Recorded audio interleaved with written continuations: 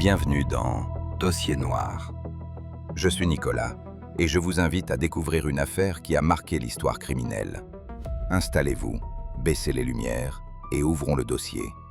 Aujourd'hui, nous revenons sur l'affaire Ed Gein, un homme discret, presque invisible, vivant dans une petite ferme du Wisconsin. Pourtant, derrière cette apparente banalité se cachait une histoire si troublante qu'elle inspirera certains des plus célèbres personnages du cinéma d'horreur.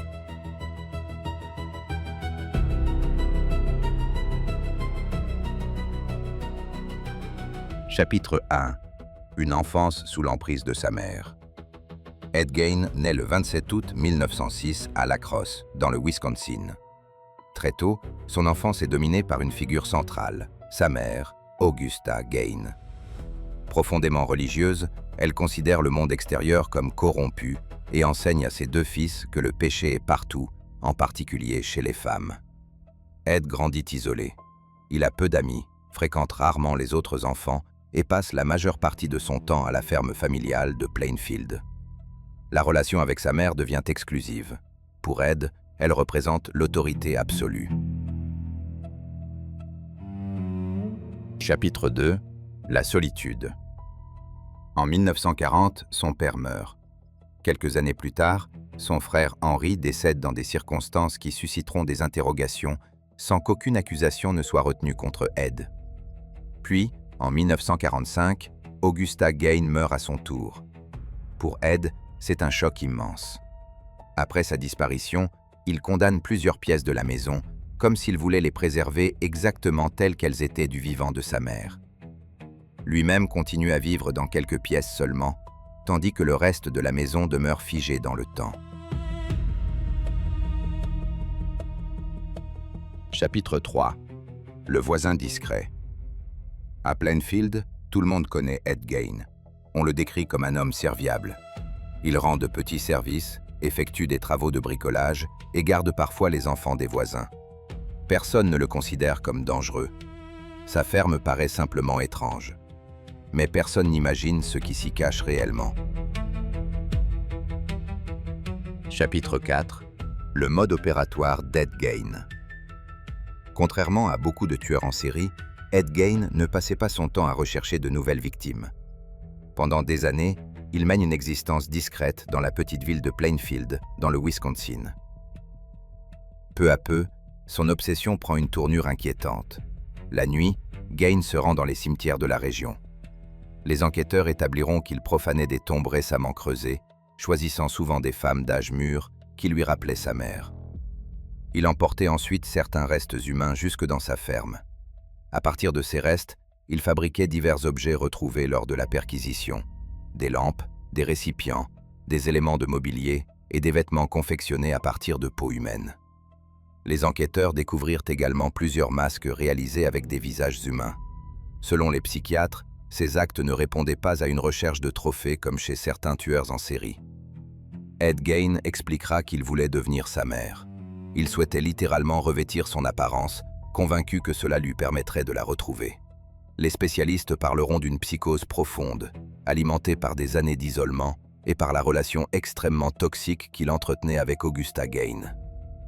Les deux meurtres dont il sera reconnu responsable suivent un schéma relativement simple. Il choisit des femmes qu'il connaît de vue, généralement commerçantes de Plainfield. Chapitre 5. Une disparition inquiétante. Le 16 novembre 1957, Bernice Warden, propriétaire d'une quincaillerie locale, disparaît mystérieusement. Son fils, qui est également shérif adjoint, remarque qu'Ed Gein est l'un des derniers clients inscrits sur le registre du magasin. Les enquêteurs décident alors de se rendre à la ferme. Ce qu'ils découvrent dépasse tout ce qu'ils avaient imaginé. Chapitre 6. Les aveux. Lors des interrogatoires, Ed Gein se montre étonnamment calme. Il reconnaît avoir ouvert plusieurs tombes de femmes qui lui rappelaient sa mère. Les psychiatres concluent rapidement qu'il souffre de graves troubles mentaux. Ses motivations apparaissent liées à une profonde obsession pour sa mère et à une réalité psychologique extrêmement altérée. Même aujourd'hui, son cas reste étudié par les criminologues et les psychiatres. Chapitre 7. Un procès particulier. En 1958, Ed Gein est déclaré inapte à être jugé en raison de son état mental. Il est interné dans un hôpital psychiatrique de haute sécurité. Plusieurs années plus tard, il est finalement jugé. Reconnu coupable, il est néanmoins déclaré pénalement irresponsable au moment des faits. Il restera interné jusqu'à la fin de sa vie. Chapitre 8. Une influence sur le cinéma. L'affaire Ed Gein dépasse rapidement le simple fait divers. Son histoire inspire plusieurs personnages devenus cultes. Parmi eux, Norman Bates dans Psychose d'Alfred Hitchcock, Leatherface dans Massacre à la tronçonneuse, Buffalo Bill dans Le silence des agneaux. Il est important de préciser que ces personnages sont des œuvres de fiction. Ils ne reproduisent pas fidèlement la vie d'Ed Gein, mais s'inspirent de certains aspects de son histoire. Chapitre 9. Les dernières années. Ed Gein passe plus de 25 ans dans un établissement psychiatrique. Les médecins le décrivent comme un patient calme et coopératif. Il meurt le 26 juillet 1984, à l'âge de 77 ans. Sa ferme, quant à elle, est détruite par un incendie avant de pouvoir être transformée en musée ou en lieu touristique.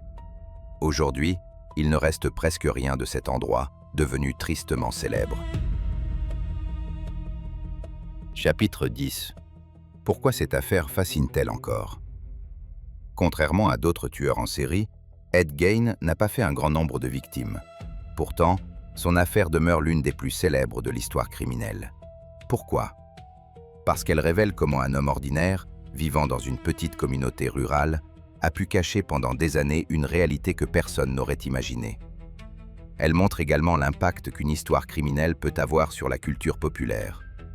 Peu d'affaires ont autant influencé le cinéma, la littérature et les séries télévisées. Conclusion. L'affaire Ed Gein reste l'une des plus dérangeantes du XXe siècle. Non pas par le nombre de victimes, mais par l'étrangeté des faits et l'influence durable qu'elle a exercée sur notre imaginaire collectif. Elle rappelle aussi qu'au-delà des films et des légendes, il s'agit d'une véritable affaire criminelle, impliquant des victimes bien réelles et des familles profondément marquées. Merci d'avoir écouté cet épisode. Si ce podcast vous a intéressé, n'hésitez pas à partager votre avis et à proposer une prochaine affaire que vous aimeriez découvrir. À bientôt pour un nouvel épisode consacré à une autre grande affaire criminelle.